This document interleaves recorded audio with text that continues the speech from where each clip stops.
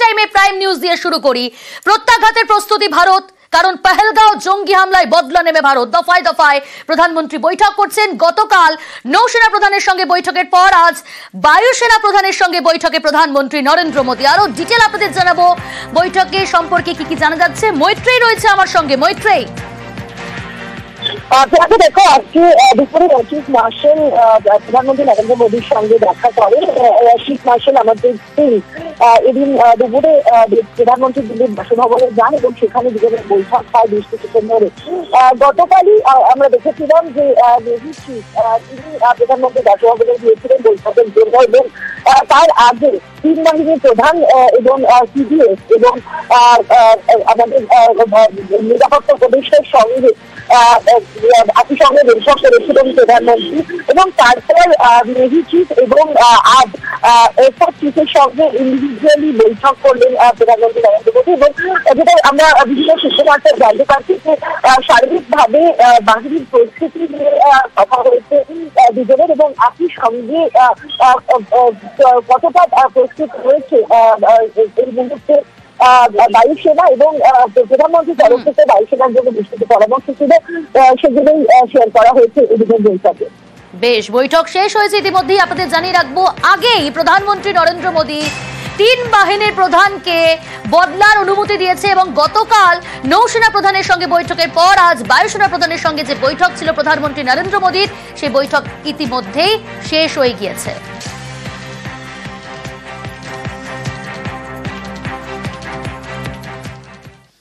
কোনোভাবে জঙ্গিদের রিয়াত নয়, হুঁশিয়ারি প্রধানমন্ত্রীর। সীমান্তে সন্ত্রাসের বিরুদ্ধে কড়া পদক্ষেপের বার্তা। যাদের ছত্রছায়ায় জঙ্গিরা, তাদেরও রিয়াত নয়। নাম না করে পাকিস্তানকে হুঁশিয়ারি প্রধানমন্ত্রীর। পাকিস্তানের বিরুদ্ধে প্রত্যাঘাতের প্রস্তুতি, আগেই তিন বাহিনীকে বদলার অনুমতি। हम एकमत है कि आतंकवाद मानवता के लिए सबसे बड़ा खतरा है। We are committed to take firm and decisive action against terrorists and those who support them. ভারতের পরাক্রমে থরহরে ইসলামাবাদ। ভারেমা ভবানী দশার মধ্যেই ফাঁপা যুদ্ধ জেগে পাকিস্তানকে জব্দে শক্তি বাড়িয়ে তৈরি ভারত। এবার সেনার অস্ত্র ভান্ডারে রুশ ক্ষেপণাস্ত্র। ভারতে এলেও রুশ প্রযুক্তিতে তৈরি ইগলায়েস কাঁধে নিয়েই ছোড়া যাবে এই ক্ষেপণাস্ত্র। যুদ্ধ বিমান, ড্রোন ধ্বংসে সক্ষম ইগলায়েস খাটবে না পাকিস্তানের জারি জুড়ি। অনায়াসে শত্রু বিমান ধ্বংস করবে এই ক্ষেপণাস্ত্র।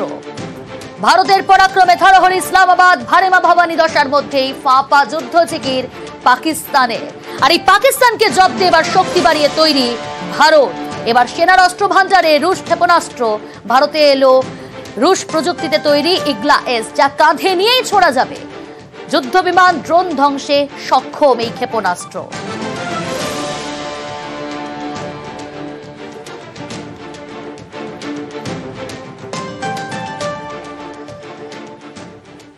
পাক বধে ঘুঁটি সাজিয়ে তৈরি ভারত। প্রতিরক্ষা ক্ষেত্রে আরো শক্তি বাড়াচ্ছে ভারত।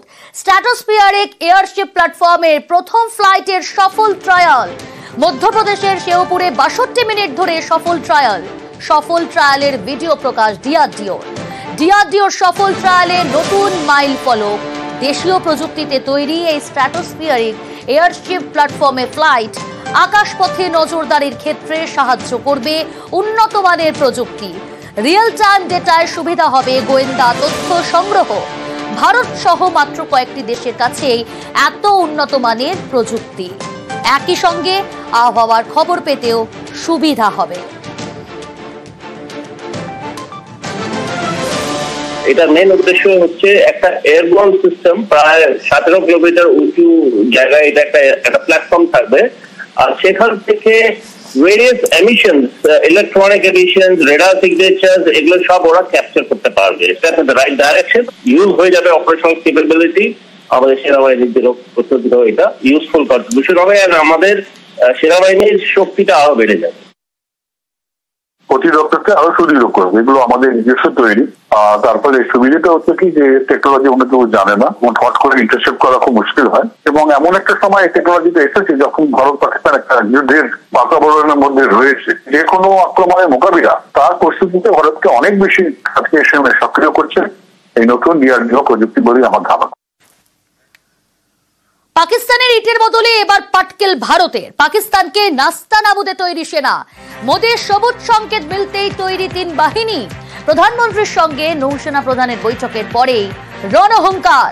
এক্সান্ডেলে রণহুঙ্কার নৌসেনার। ভারতের জল সীমা রক্ষায় তৈরি বলে রণহুঙ্কার। যুদ্ধজাহাজ, ডুবোজাহাজ, বিমান, কপ্টার সাজিয়ে তৈরি।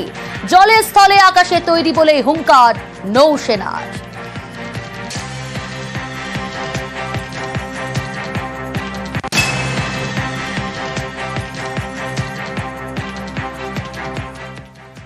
বদলা নেবে ভারত, জব্দ করবে পাকিস্তানকে ভারত। পাকিস্তানের কলকাঠি কোনোভাবে বরদাস্ত নয়। জঘন্য জঙ্গি হানার বদলায় নাছোড় ভারত। পাক প্রধানমন্ত্রী, তথ্য সম্প্রচার মন্ত্রীর পর এবার বিলাওয়াল ভুট্টোর এক্সান্ডেলে কোপ। সীমান্ত পারে বসে ফাঁপা হম্বিতম্বি। আস্ফালন বন্ধ করতে প্রাক্তন মন্ত্রীর অ্যাকাউন্ট ব্লক। ভারতে ব্যান ইমরান খানের এক্সান্ডেলও। প্রাক্তন পাক প্রধানমন্ত্রীর অ্যাকাউন্ট বন্ধ করল ভারত। পাক চর সন্দেহে অমৃতসরে ধৃত 2। আইএসআই কে তথ্য পাচারের অভিযোগেই গ্রেফতার। পাক গোয়েন্দাদের সঙ্গে ধৃতদের যোগ। সেনা ক্যান্টনমেন্টের ছবি পাচারের অভিযোগ। অমৃতসরের বায়ুসেনা ঘাটের ছবিও পাচার। অমৃতসর পুলিশের জালে 2 পাক চর। অমৃতসর থেকে ধৃত ফলক শের মসিহ ও सूरज मसीह। बल्लड़वाल गांव है, वहां के 2 इंडिविजुअल्स ये जो पाकिस्तान इंटेलिजेंस ऑपरेटिव्स PIOs को इंफॉर्मेशन शेयर कर रहे हैं सेंसिटिव एस्टैब्लिशमेंट्स की। ये जो 2 इंडिविजुअल्स हैं फलक शेर मसीह और सूरज मसीह, इनको हमने राउंड अप किया कल। फिर इनकी हमने जब चेक किया बारीकी से, फिर इनके मोबाइल फ़ोन में सेंसिटिव इंस्टॉलेशंस की फ़ोटोग्राफ्स और वीडियोस हमें पता चला कि इन्होंने शेयर की हैं। जो PIOs Pakistan based entities Pakistan में बैठे हैं, उनके भी नंबर हमें रिकवर हुए हैं और उनके साथ ही इंफॉर्मेशन शेयर करते थे। इनका एक साथी भी हमें पता चला है, हरप्रीत नाम का है, जो वो ऑलरेडी अमृतसर जेल में बंद है, जिसके थ्रू ये पाकिस्तान इंटेलिजेंस ऑपरेटिव्स के टच में था। 12 দিন হয়ে গেল। 12 দিন পরও পাকিস্তানের হাতে আটক হুগলির বিএসএফ জওয়ান। আর এবার বিএসএফ এর জালে পাক রেঞ্জার। এবার বিএসএফ এর হাতে পাকড়াও পাক রেঞ্জার। শনিবার রাজস্থানের ফোর্ট আব্বাসের জালে পাক রেঞ্জার। সীমান্ত পেরিয়ে ভারতে ঢুকে পড়ায় আটক এই পাক রেঞ্জার। 12 দিন পরও পাকিস্তানের হাতে আটক হুগলির বিএসএফ জওয়ান। এবার ভারতের হাতে আটক পাক রেঞ্জার।